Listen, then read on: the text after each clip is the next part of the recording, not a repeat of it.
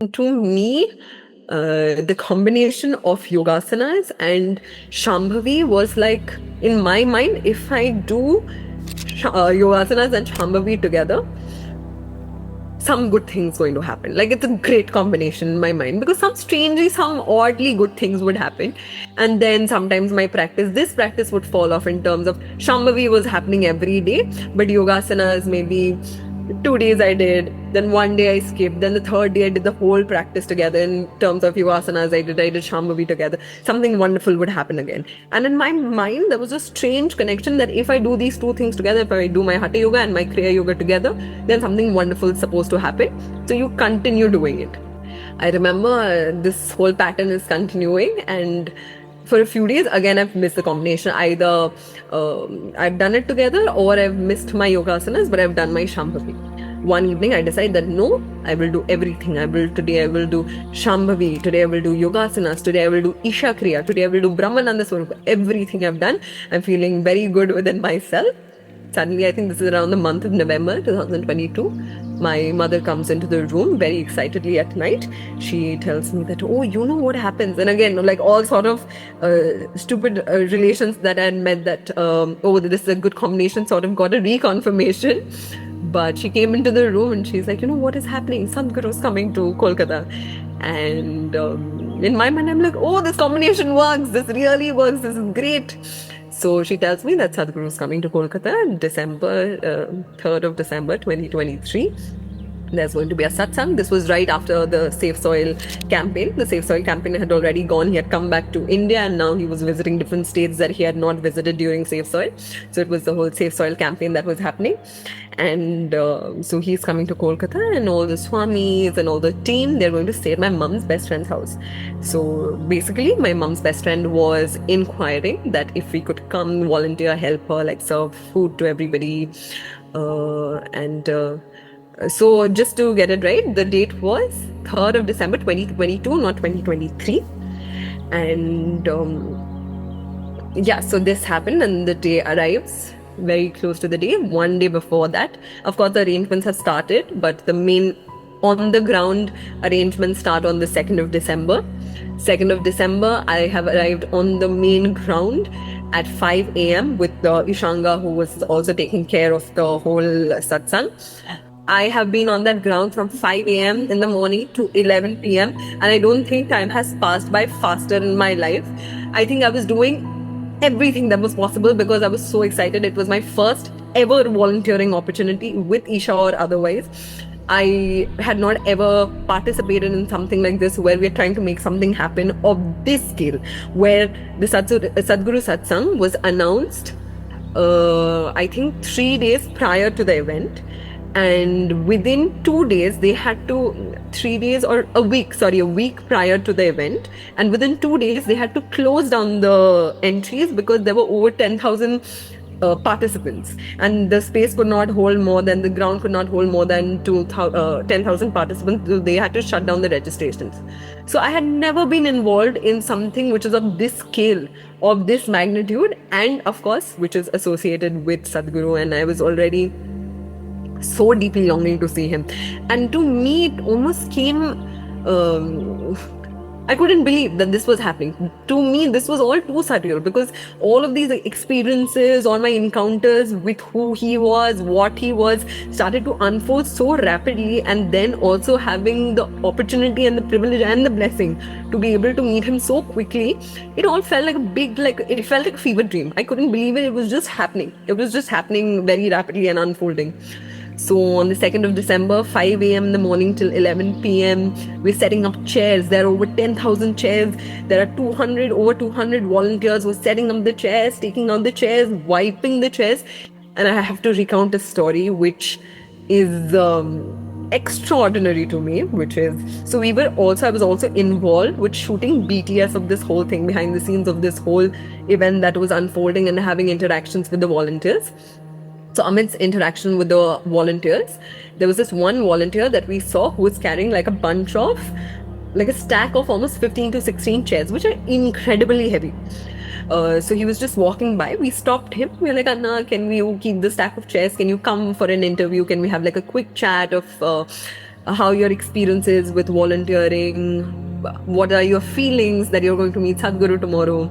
So he stands and he said that I've been waiting for this time for a very, very long time in my life. So we tell him that please tell us your story. How did you find out about Sadhguru? How did your journey start?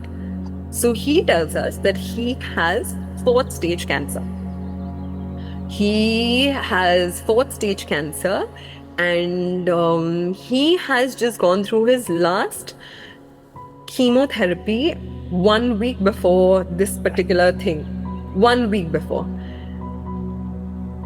So, to recount his story, he tells us that he discovered Sadhguru when he got cancer, and he was looking he had already started for chemo, he had already started his chemotherapy, and he was googling like, okay, what are the alternative methods and techniques that can be applied. So he was searching for, let me just try yoga, let me try therapy. And when he typed yoga, Sadhguru's thing came up, and he started with inner engineering. He did Shambhavi, and he felt this burst of energy that he couldn't contain, and he felt that it made him feel incredibly strong and incredibly powerful despite of having gone through chemo. So again, very similarly, very innocently, he said, after my chemotherapy and after doing Shambhavi, my first chemotherapy and after doing Shambhavi, I started putting up Sadhguru's picture on my wallpaper. And something really nice happened. I got better. Then I put up his picture on my wall. And something really nice happened that. And he kept on like recounting different things that he associates with very innocently. And then he shares that now, yes, I'm going through chemotherapy, but I feel very strong in the body. Like, I feel like I can take care of everything. I feel fine. And then he shares that his last chemotherapy was 1 week before this. 1 week before this means, like, usually when somebody goes through chemotherapy, he tells us that they're often not able to get out of the bed for days or for months because they're so weak, so physically drained. It's such an immense load on the body, physically, mentally, emotionally, in every possible way. And here he was picking up like 12, 13 stacks of chairs by himself, just walking and striding away and just throwing himself. I remember standing there, and I remember just like he was telling his stories, and there was tears rolling down my eyes, and I felt like, oh my God, I am witnessing miracle. I am witnessing a miracle in front of my eyes, because just the way he was getting himself involved in the process, despite knowing that he doesn't know that if he's not doing the yoga out of any expectation of probably living, he's just like, okay, this is just the time left. I will really involve myself with like this thing that has made me feel good. This is truly mind over body. So I will make this happen for myself. I will not curb my life. And so he gives this, and he was very like quick. So he tells us, all right, okay, you continue with your interviews and I have to continue doing my work. So he turns around, he picks up this stack of chairs. It's on video. He picks up this stack of chairs and he just walks away. And we just left there standing, me and the other team member, we just stood looking at each other like, what did we just witness? How is this real? Because this is a miracle unfolding before our eyes, and there are probably countless stories like this amongst so many volunteers who are present there. So this was a very incredible, almost magical thing that we witnessed on the volunteering grounds on that very day. So later that day anyway, we've completely gotten the place ready, placards ready, seats ready, everybody's charged up. There are people who have traveled for 300, 400 kilometers on their bikes who've come just for this event. Everybody is just brimming with a different kind of energy. The ground that day, there was a different kind of life unfolding before our eyes. Then around at 11 p.m. I go back home. Around midnight is when the team arrives. So at this point I have probably worked over I'm bad at math, around like 16, 17 hours I've been on the ground, and I've come back to my room, come back to our house. The team has arrived, the Sounds of Isha team have arrived, the Swamis have arrived, and we are serving food to them. This whole thing, like setting up their bed, setting up bubble tops, water tops, getting everything ready, prepared for the next day. This whole thing has gone up till 1 o'clock, 2 a.m. at night. So finally, when I've retired to bed is around 3 a.m. Around 2:33, I finally retired to bed. I have to wake up at 4:30 because I have to go to the ground and we have to attend Guru Puja there and we have to prepare the situation because volunteers are going to start coming in from 5:30 in the morning. So when I wake up, I remember I woke up. It's not like, oh, I woke up. Yes, there is a lot of excitement there. But I woke up feeling like, how will I do this? Like, how will I open my eyes? And I remember this one thought that which, played out in my mind is, because that time the Sadhguru Safe Soil campaign was happening, this one thought very strongly played out in my mind is, Sadhguru was doing this Safe Soil campaign because I have ridden on bikes, I have ridden on ghats. I know what 4 or 5 hours of riding on the bike can do to your back.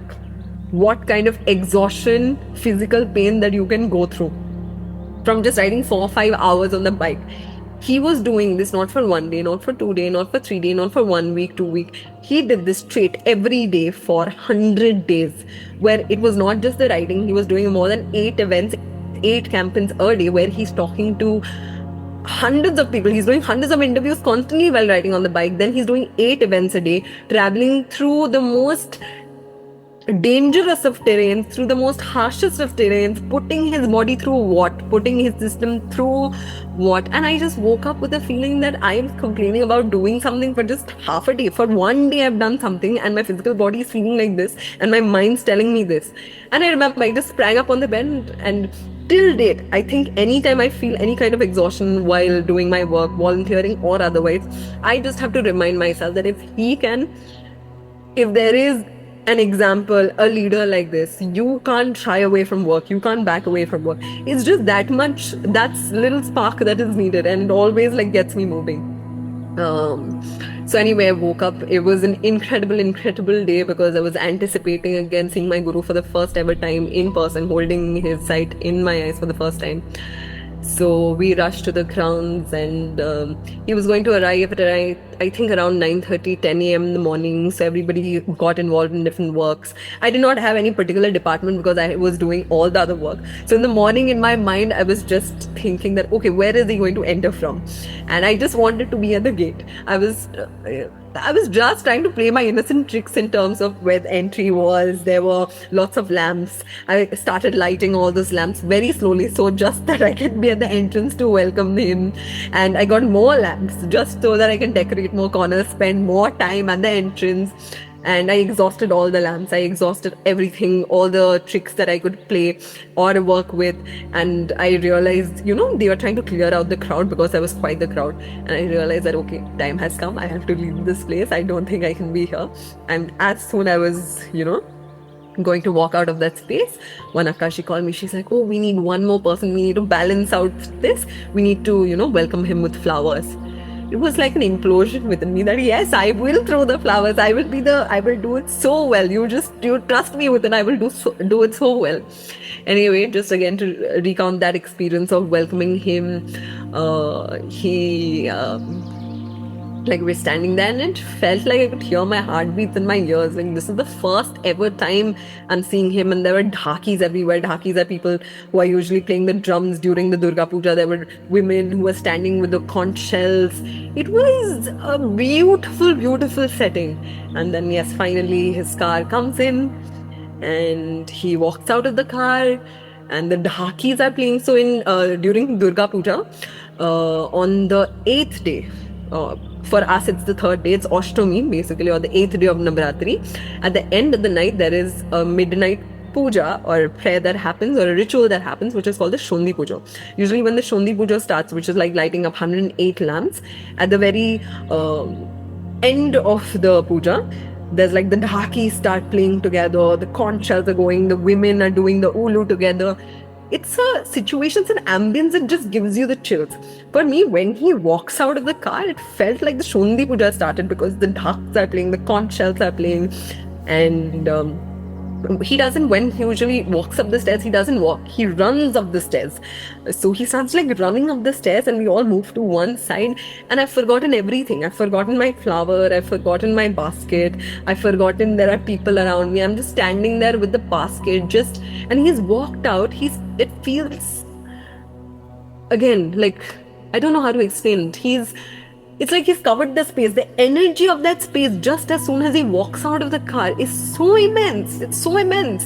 And anyway, he runs up the stairs and we've all come to one side and I'm just standing there with Kanvi Namaskaram because I'm holding the basket. I'm crying and I've not thrown one petal on him probably. And everybody's throwing petals and I'm just standing there looking at him. And anyway, he comes up to the summit of the stairs. He stands there very gracefully, does Namaskaram, Namaskaram. And then I'm standing right here, so he does.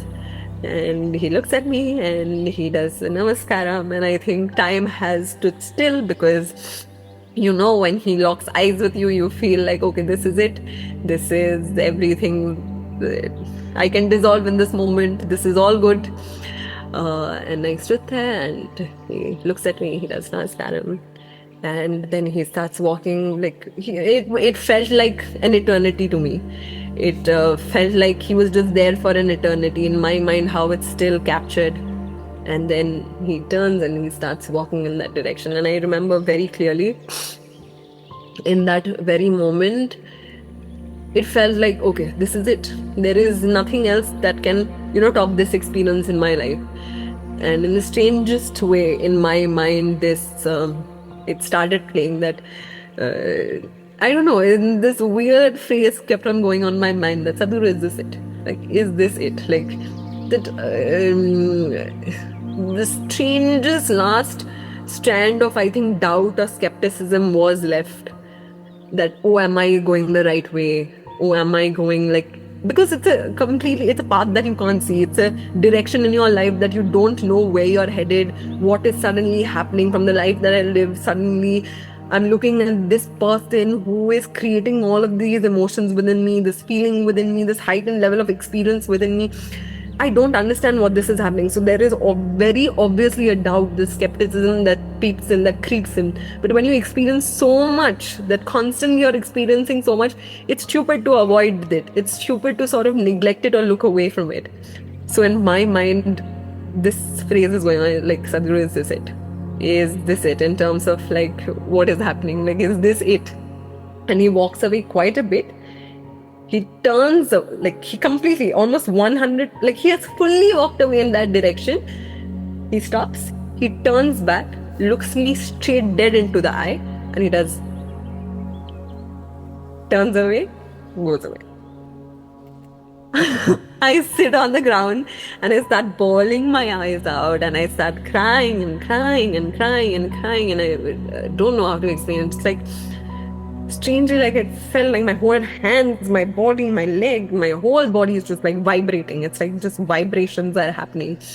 And anyway, then I get up, I attend the event. The whole event was magical and as beautiful as it gets. And he was just, it was wonderful. It was wonderful I don't know how it was for him. I hope it was wonderful for him that he enjoyed the presence of being in Kolkata.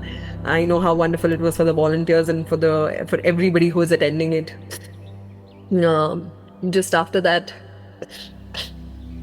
same 2023 January was my first visit to the Isha Yoga Center, not in Coimbatore, but not the Isha Yoga Center actually, to Sadhguru Sannidhi in Bangalore. I had attended the Yogeshwara Linga consecration. I had gone for it. Again, I didn't know what it meant as a consecration, what it meant for somebody to consecrate something, what it did. I just wanted to be there. Now, that feeling after this particular encounter, it was this feeling that no matter what, wherever he is, if it's possible for me, if it's in India, I just want to be there.